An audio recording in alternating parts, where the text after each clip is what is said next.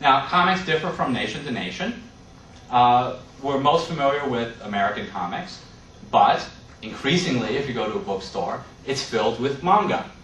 Manga are Japanese comics, loosely translated as irresponsible drawings.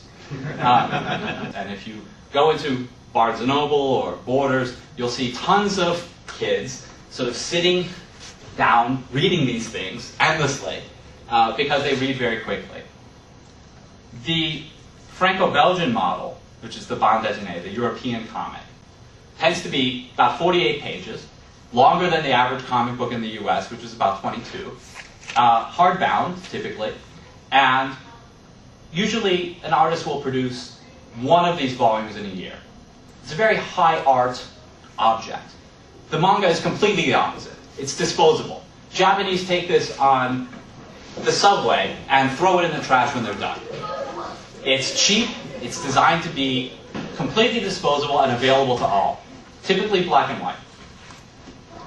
So these are three very different models. The Japanese model tends to be very fast-paced. Over the course of 400 pages, not as much happens. The American model, more happens. The European model, a whole lot happens. It's very compressed. So we're somewhere in the middle. We're tending toward the Japanese model because the Japanese comics have been so successful in the United States in translation. For example, I once read a Japanese comic in which a character is going to a board meeting and he's walking down the hallway. It takes him 4 or 5 pages to walk down the hallway. It takes him 4 or 5 pages to say, "I've got a new plan for the company." And that's a big panel, and everybody reacts, and then there's another panel of people reacting, and another panel. They read much more quickly. So they're very different styles.